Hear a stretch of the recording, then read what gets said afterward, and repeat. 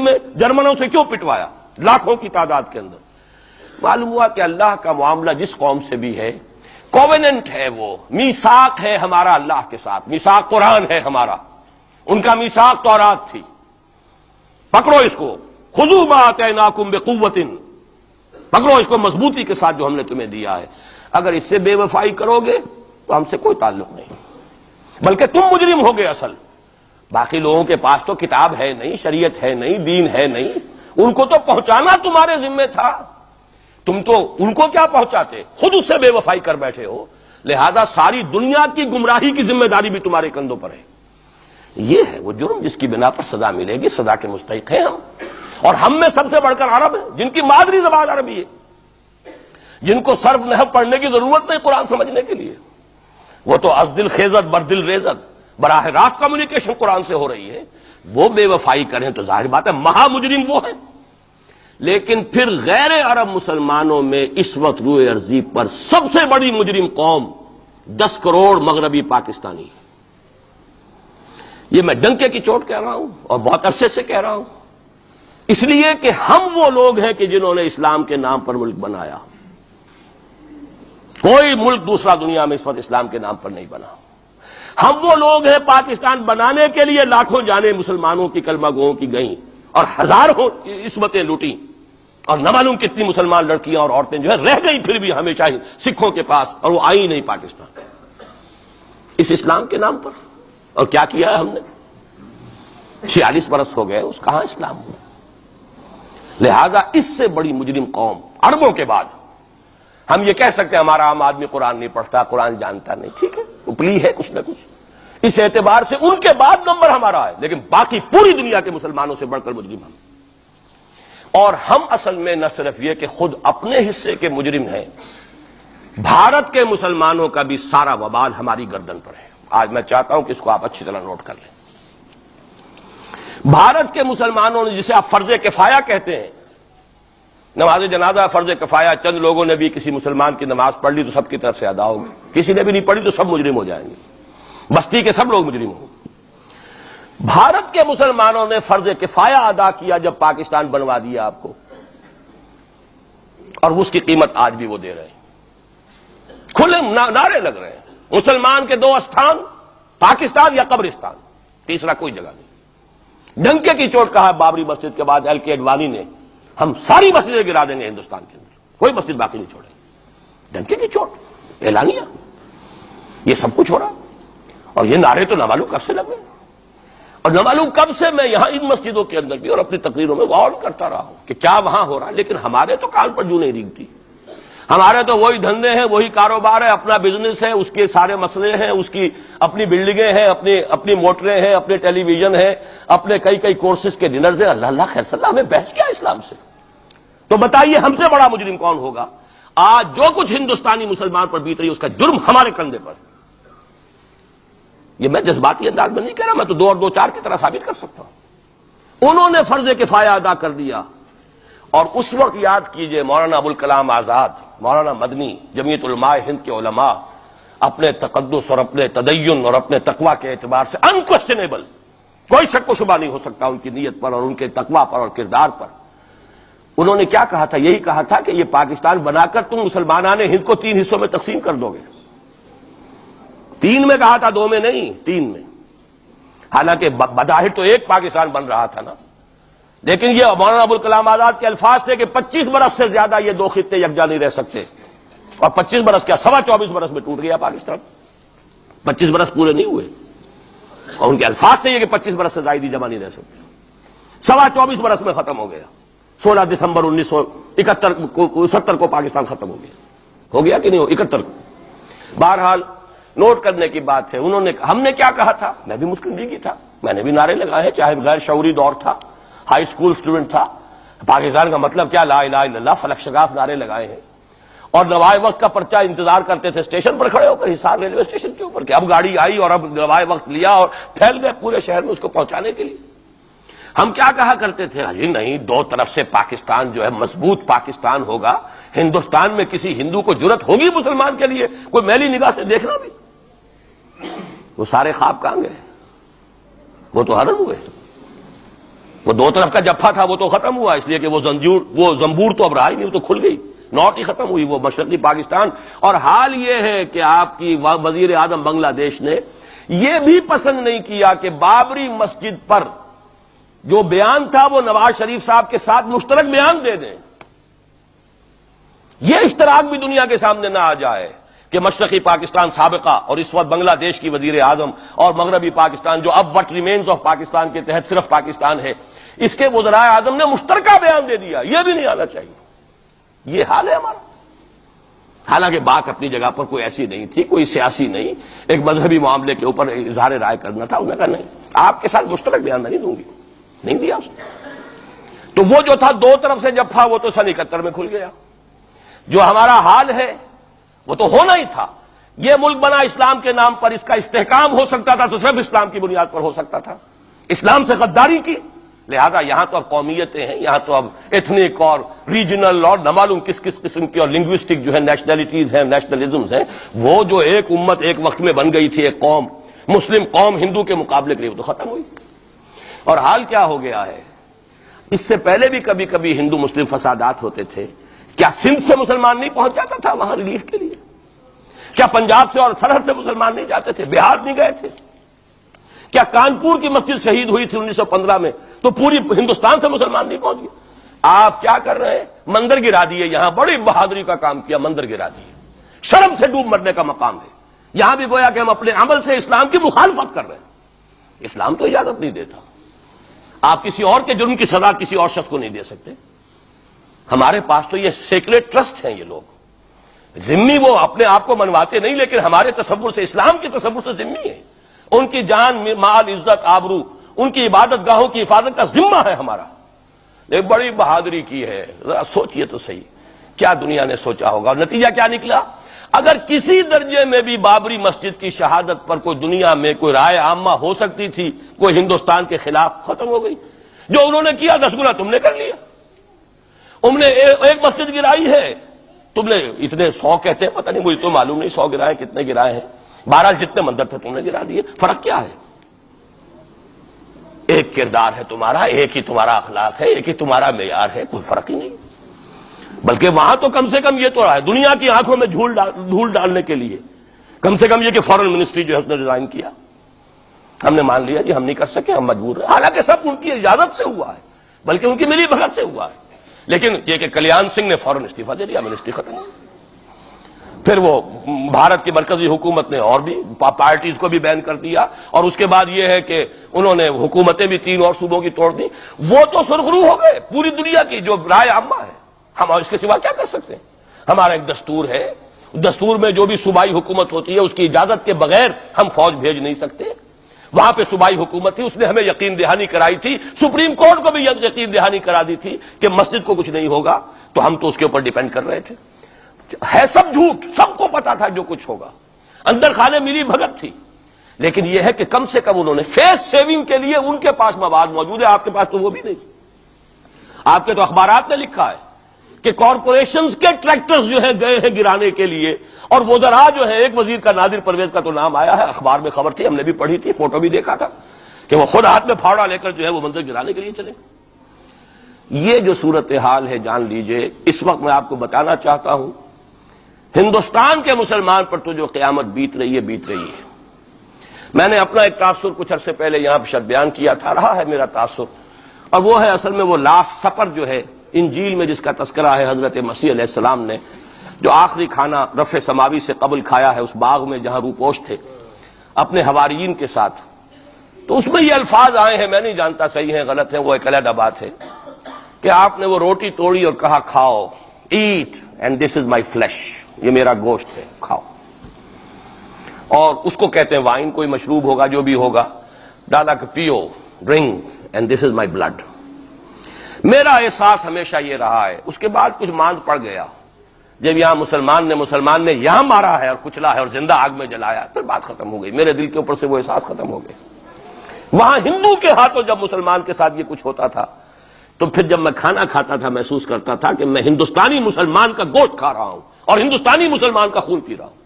یہ ہمیں عیش جو یہاں حاصل ہے، جو آرام حاصل ہے، جو ہمیں یہاں پر سہولتیں حاصل ہیں، جو معاشی اس کی کاسٹ پر ہے، اس نے آپ کو یہ ملک لے کر دیا اور آج تک اس کی قیمت ادا کر رہا ہے، اور ہم جو ہے عیش کر رہے ہیں، گل چھرے اڑا رہے ہیں. یہاں جس کے پاس 2 پیسے ہو گئے برقع اتار کے اس نے پھینک دیا. یہ معلوم ہوتا ہے کہ یہ تو مفلسی کو چھپانے کا ذریعہ تھا. 4 پیسے ہوں، اچھے کپڑے پہنے ہوئے ہوں، میک اپ صحیح کیا ہوا ہو تو پھر برقعے کی کیا ضرورت ہے؟ اور میں نے شاید سنا ہے آپ کو، مجھ سے تو چند لڑکیوں نے یہ الفاظ کہے باقاعدہ. میں جب پریکٹس کرتا تھا لاہور میں کرشن نگر میں، تو ایک گھرانے کی، اور مجھے معلوم ہوا کہ ان کے والد انتہائی نیک تہجد گزار. کئی لڑکیاں تھیں بہنیں، ایک ہی تقریباً عمر 200 سے 1.5 سال کی. کبھی وہ آتی تھی کلینک میں میرے تو برقعے سمیت، کبھی آ رہے ہیں تو بغیر برقعے کے. میں نے پوچھا یہ کیا تماشا ہے آپ لوگوں کا، کبھی بغیر برقعے کے کبھی برقعے سمیت. صاف جواب دیا، میں ان کے الفاظ کوٹ اینڈ کوٹ میں ان کے الفاظ کوٹ کر رہا ہوں. ڈاکٹر صاحب جب ہمیں کوئی میک اپ کرنے کا، کپڑے بدلنے کا موقع نہیں ملتا تو ہم برقع پہن لیتے ہیں، اور جب ہمیں موقع ملتا پھر ہم برقع کائے کو پہنتے. تو گویا کہ اس کو چھپانے کا ذریعہ برقع ہے کہ کپڑے میلے ہیں، میک اپ نہیں کیا تو لہذا برقع پہن لیا. یہ ہے حال پاکستان میں اسلام کا جو ہم نے بنایا ہے.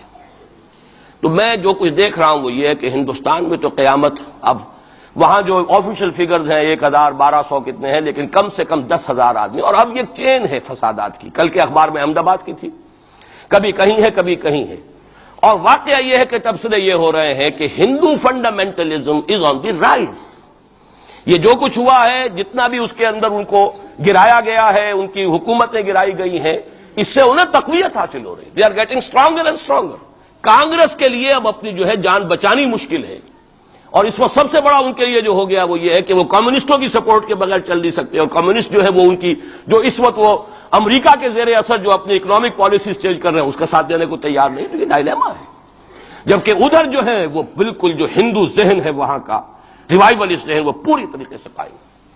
تو اب اس وقت میں اس کے حوالے سے عرض کر رہا ہوں کہ ہندوستان اور پھر پاکستان کو علیحدہ نہ سمجھیے، اس لیے کہ ہندوستان کو اگر انہوں نے مسلمانوں سے یا اسلام سے خالی کرا لیا تو پھر ان کے بعد ان کا ٹارگٹ جو ہے پاکستان تو ہے ہی ہے. ہم تو ان کے ٹارگٹ نمبر 1 ہیں. ذہناً انہوں نے کبھی پاکستان کو تسلیم نہیں کیا. اور ہمارا اب ساتھی ہے کون؟ اللہ پر تو نہ یقین نہ اس سے ہمارا تعلق. جو معاملہ نہ دارت سخن آشنا نہ باشد. اللہ سے تعلق کیا ہے ہمارا؟ اللہ سے کون سی دوستی ہے؟ اللہ کیوں ساتھ دے ہمارا؟ ہم تو مجرم ہیں نمبر 1 اس کے. اور باقی دنیا میں جن پر سہارا تھا، جن پہ تکیہ تھا، وہی پتے ہوا دینے لگے. وہ تو بالکل امریکہ کی پالیسی معلوم ہوتی ہے کہ ہمیں تو ہاتھ پاؤں باندھ کر جیسے ہندو کے سامنے ڈال دیا جائے. کبھی وہ ٹیررسٹ اسٹیٹ قرار دینے کی دھمکی آ جاتی ہے، فیلرز کی شکل میں آ جاتی ہے. یہ فیلرز دیے جاتے ہیں اس لیے تاکہ بات پہنچ جائے. اگر صرف بات اس طریقے سے انڈائریکٹلی پہنچنے سے مطلوبہ مقصد حاصل ہو جائے تو خام خواہ براہ راست کہنے کی ضرورت کیا ہے؟ وہ مطلب تو حاصل ہو. سب نے سجدہ سہو کیا ہوا ہے. ہمارے ہاں ہر ادارہ سجدہ سہو کر چکا امریکہ کے سامنے، ٹوٹل سرنڈر. اور یہ بات جو قاضی حسین احمد صاحب کہہ رہے ہیں 100% درست کہہ رہے ہیں، 100% درست کہہ رہے ہیں. ٹوٹل سرنڈر، چاہے وہ بے نظیر ہو، چاہے وہ نواز شریف ہو، اور چاہے وہ کوئی اور ادارہ ہو آپ کا جو یہاں پہ قوت کا اصل سرچشمہ ہے اور منبع ہے، سب کے سب 100% جو ہے اس کے سامنے سجدہ کر چکے ہیں. یہی وجہ ہے کہ وہ بے نظیر کا ساتھ نہیں دے رہے. بے نظیر کا ساتھ کائے کو دے؟ اگر نواز شریف ان سے بڑھ کر، ہم بھی ہیں دربار کے، اگر یہ کہنے کے لیے وہ ان سے بڑھ کر تیار ہو تو اسے کیا ضرورت پڑی ہے؟ اس کی کون کوئی رشتہ داری ہے بے نظیر کے ساتھ یا کسی اور کے ساتھ؟ ہاں اگر نواز شریف کہیں کسی جگہ پر بھی کوئی اپنے پاؤں کو گھسیٹتا، ڈریگ کرتا، اپنے فیٹ کو کہیں کوئی رکاوٹ ڈالتا، پھر ٹھیک ہے، پھر اس کو آلٹرنیٹ لانے کے لیے تو کوئی ہے نا کوئی سوال. لیکن جب وہ ان سے بڑھ کر نیاز مند ہوں، ان سے زیادہ بڑھ کر سجدہ کرنے کو تیار ہوں، ان سے بڑھ کر کہیں ہم شریعت کوڈ کو اٹھا کے پھینک دیں گے اگر سود کا معاملہ جو ہے شریعت کوڈ کے حوالے سے ہمارے لیے مصیبت بنا، سود تو دیں گے، چلے گا، لائیے خدا کے لیے لائیے، پیسہ لے کے آئیے، ہمارے ملک میں آئیے، پیسہ لگائیے. اور یہ سود وود کا یہ کوئی مولوی لوگ ہیں پاگل جو کہتے ہیں کہ یہ کوئی حرام ہے، اور کوئی پاگل ہمارے شاید وہ کورٹ والے بیٹھے ہوئے تھے جنہوں نے اسے کہہ دیا کہ بینک انٹرسٹ بھی جو ہے ربا ہے. باقی آپ ہم سے کوئی ڈر نہ رکھیے. میرے اسلام کو اب قصہ ماضی سمجھو، ہنس کے وہ مس بولی کہ پھر مجھ کو بھی راضی سمجھو. سیدھی بات ہے. جھگڑا تو اسلام سے تمہارے سے تو نہیں، نہ بے نظیر سے جھگڑا ہے اور نہ نواز شریف سے جھگڑا ہے، جھگڑا اسلام سے. اس حوالے سے بہت برا وقت آ رہا ہے. اور اس میں ایک پہلو میں اور چاہتا ہوں کہ آپ حضرات کے سامنے بیان کر دوں. پوری دنیا میں تو فنڈامنٹلسٹ مشہور ہو گیا مسلمان، پوری دنیا کا ذرائع ابلاغ لگے ہوئے ہیں. اصل فنڈامنٹلزم جو ہے، بلکہ 2 باتیں عرض کر دوں. ریشزم پوری دنیا میں بدنام، گالی، اور اصل ریسسٹ ملک اسرائیل، اسے کوئی کچھ نہیں کہتا، اس لیے کہ وہ مذہبی ریاست نہیں ہے، وہ تو بلکہ یہودیت ہے ہی نسلی مذہب۔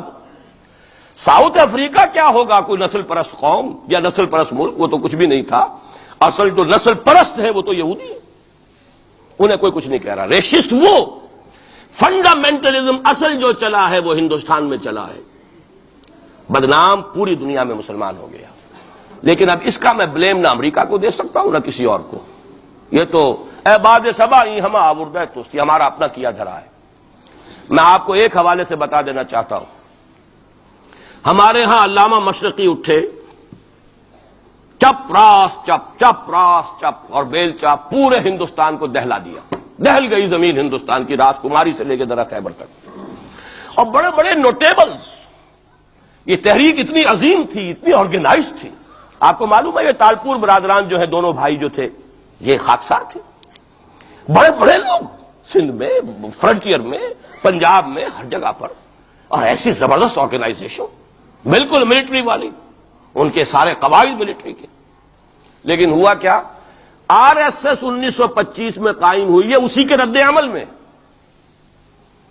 ہندو سویا ہوا تھا، انہوں نے دیکھا یہ مسئلہ اٹھ گیا ہے، اور اتنا زبردست اٹھ گیا ہے، زور شور کے ساتھ اٹھ گیا ہے، اس کی چپراس جو ہے وہ زمین جو ہے لرز رہی ہے، اس سے تو اٹھنا پڑے گا نا۔ لہذا باقاعدہ جو آر ایس ایس 1925 میں قائم ہوئی ہے، اسی کے رد عمل میں، اور اس مقصد کے ساتھ، ڈکلیئرڈ مقصد، ہندوؤں کو متحد کیا جائے تاکہ وہ بھرپور طریقے سے مسلمانوں کا مقابلہ کر سکے، ہندو واد آن دی ڈیفینسو۔ لیکن 1925 سے لے کر آج تک کتنے سال ہو گئے؟ 67، 67 برس تک ایک جماعت کا حوصلہ دیکھیے، اس کا ظرف دیکھیے، آج تک سیاست میں حصہ نہیں لیا، پاور پالیٹکس سے کوئی تعلق نہیں۔ 67 لانگ ایئرس، اتنی فالوئنگ ہے کہ ویسٹ میں تو اتنی موٹی موٹی کتابیں چھپی ہیں، شکاگو یونیورسٹی سے اتنی موٹی کتاب تھی، برادرہڈ ان سیفرن، آر ایس ایس کے اوپر ڈاکومنٹ، 25 لاکھ ان کا اس وقت کارڈر موجود ہے جو کہ ان کا ٹرینڈ ہے والنٹیئر، لیکن وہ جماعت الیکشن میں نہیں آئی۔ کچھ اپنے اثر تحت کچھ اور لوگوں کو لڑو، اور آپ نے نام بھی نہیں سنا ہوگا، اس کے 3 امیر یا گرو جو ہیں گزر چکے ہیں، تیسرا ہے اس وقت۔ پہلا ڈاکٹر بالی رام ہیجواڑ، کسی نے نام سنا آج تک؟ کوئی پرسنل پبلسٹی کی کوشش کی، اس نے کام کیا۔ دوسرا مہادیو گولوالکر گرو جی، کسی نے نام بھی نہیں سنا ہو۔ اس وقت کون ہے؟ بالا صاحب دیورس۔ یہ 3 ان کی عمارتیں کہہ لیں یا جو بھی کہہ لیں، خلافتیں ہیں جو آئی ہیں، اور ایسا منظم نظام ہے، لیکن کہیں سیاست میں حصہ نہیں۔ ہمارا فنڈامنٹلی سیاست کے میدان میں آ کے زیرو ہو چکا۔ پہلے تو علامہ مشرقی اٹھے تھے، وہ تو ویسے ہی ایک جوش کے اندر آ کر ایک خاص جذباتی کیفیت میں اپنی موومنٹ ہی کو کال آف کر کے بیٹھ گئے۔ 10 لاکھ آدمی، غالباً 10 لاکھ کی فگر تھی، 10 لاکھ یا 1 لاکھ جتنے بھی تھے، میں فگر کے بارے میں نہیں کہہ سکتا، دلی میں جمع نہیں ہوں گے تو میں پارٹی کو ڈسبینڈ کر دوں گا۔ وہ چند افراد کی کمی رہ گئی تھی اس فگر سے، تو اسی غصے میں آ کر پارٹی ڈسبینڈ، ختم۔ اب وہ خاکسار ہمارے ہاں تو رہ گئے، کبھی کسی خاص سیریمنی کے موقع پر کچھ سلامی دینے کے لیے چپراس کرتے آ جاتے ہیں بیچارے، وہ ان کے تو کوئی نام و نشان بس اس معنی میں ہے کہیں، اللہ اللہ خیر سے۔ اصل فنڈامنٹلسٹ آرگنائزیشن جماعت اسلامی ابھری، لیکن اس نے پاکستان میں آتی پاور پالیٹکس کے اس کے اندر اپنے آپ کو دفن کر کے زیرو کر دی۔ وہاں یہ معاملہ چل رہا ہے، یہ ہے اصل میں جو فرق آپ کو سمجھنا چاہیے۔ یہ 1925، یہ جو دوسری جماعتیں ہیں، وی ایچ پی ہے، وشوا ہندو پریشد، یہ اس کی ایک ذیلی تنظیم ہے، جیسے جماعت اسلامی کی ذیلی تنظیمیں ہیں اسی طرح کی ذیلی تنظیم ہے۔ آر ایس ایس خود کبھی نہیں آئی پالیٹکس میں، اور 2 مرتبہ تاریخ میں اس کو بین کیا جا چکا ہے ہندوستان میں، کیونکہ آر ایس ایس کا آدمی تھا جس نے گاندھی کو ایسیسینیٹ کیا تھا 1948 میں، دی پارٹی واز بینڈ۔ اس کے بعد جب اندرا گاندھی کا دور آیا ہے وہ ایمرجنسی کا، اس میں بھی پارٹیز اس نے بین کی تھی، آر ایس ایس بھی بین ہوئی ہے، لیکن ہر مرتبہ پہلے سے زیادہ ابھر کر آئی ہے وہ۔ اور آج یہ سب کے سب وی ایچ پی والے، بی جے پی والے، یہ سب در حقیقت آر ایس ایس کے آدمی، اور یہ ان کا ڈکلیئرڈ ایم اب بن چکا ہے، اور حالات جو ہیں ہم اس سزا کے بالکل مستحق ہو چکے ہیں۔ اسیاں سے کبھی ہم نے کنارہ نہ کیا، لیکن تیری رحمت نے گوارا نہ کیا۔ یہ تو ہو سکتا ہے اب بھی ہم اسی اللہ کی رحمت پر تو ادھار کھا سکتے ہیں، لیکن واقعہ یہ ہے کہ ہم اس سزا کے بالکل مجرم ہو چکے ہیں اور مستحق بن چکے ہیں، اور نظر یہ آ رہا ہے کہ اب حالات ہمارے لیے زیادہ سے زیادہ پیچیدہ سے پیچیدہ، مشکل سے مشکل اور زیادہ سے زیادہ جو ہے گمبھیر ہوتے چلے جا رہے ہیں۔ بھارت میں ہندو فنڈامنٹلزم بڑی تیزی کے ساتھ ایک طوفانی شکل کے اندر آیا ہے، اور بھارت میں تو مسلمان تنظیم کوئی ہے ہی نہیں۔ آپ کے شاید علم میں آیا 2 جماعتیں بین کر دی، جماعت اسلامی بین۔ ارے جماعت اسلامی بھارت کی جو اصل جماعت ہے وہ تو ایک علمی کام کرنے والی، دعوتی کام کرنے والی، قرآن مجید کے تراجم شائع کی سیاست میں تو ہے ہی نہیں ہوا۔ لیکن یہ کہ اس کا اور سوال ہی پیدا نہیں ہوتا ٹیررزم کا یا کسی درجے میں بھی کوئی اس طرح کی ایکٹیویٹی جماعت اسلامی۔ لیکن وہ ہے نا کہ وہ ترازو کا ایک پلڑا اگر ادھر 3 کو بین کیا تو ادھر بھی 2 تو ہو کم سے کم، وہ جماعت اسلامی بھی بین ہوگی۔ ہاں کشمیر میں جماعت اسلامی کا ایک رول ہے، لیکن کشمیر کی جماعت اسلامی علیحدہ جماعت اسلامی ہے، وہ ہندوستان کی جماعت اسلامی سے اس کا تعلق نہیں ہے۔ جیسے پاکستان کی جماعت اسلامی، مشرقی پاکستان یا بنگلہ دیش کی جماعت اسلامی، ہندوستان کی جماعت اسلامی اور کشمیر کی یہ 4 علیحدہ ہے بالکل، ان کا آپس میں تنظیمی رابطہ کوئی نہیں۔ کشمیر کی جماعت اسلامی یقیناً ہے، اور یہ سمجھتا ہوں میں، اور یہ صحیح بات ہے، بعض تبصرہ نگاروں نے لکھی بھی ہے کہ اصل میں اس وار سے انہوں نے کشمیر کے مسئلے میں جب یہ بین کیا ہے وہاں کی 3 ہندو جماعتوں کو، تو اس کے ساتھ ہی 2 مسلمانوں کو ایک لپیٹ میں لے کر پارٹیز کو، تو کشمیر میں جو جماعت اسلامی چونکہ ابھی تک وہ بینڈ نہیں تھی، اور جماعت اسلامی کا آرگنائزیشنل جو ہے بیکنگ مل رہی تھی حزب المجاہدین کو، جو وہاں پر جو بھی اس وقت جو جد و جہد کر رہی ہے، لہذا اس کو کمزور کرنے کے لیے کیا ہے۔ لیکن یہ کہ ہندوستان میں کوئی مسلمانوں کی لیڈرشپ ہے ہی نہیں، سارے قائدین تو پاکستان بنا کے پاکستان آ گئے تھے، رہ تو گئے تھے وہاں پہ وہی جمعیت علماء ہند کے لوگ، اس وقت بھی سنبھالا ہے تو انہوں نے سنبھالا ہے، مولانا حفظ الرحمان سہاروی نے سنبھالا ہے، مولانا ابوالکلام آزاد نے کچھ سنبھالا دیا جتنا بھی دے سکے ہیں، باقی مسلم لیگی تو سبھی آ گئے تھے، وہاں سے رہ کون گیا تھا؟ لے دے کر مدراس میں کوئی 1-2 اور کیرالہ کے اندر، کیرالہ میں البتہ یہ کہ راشٹریہ سیوک سنگھ کے مقابلے میں مسلم سیوک سنگھ قائم کیا گیا، اور وہ کام بہت اچھا کر رہے تھے، لیکن یہ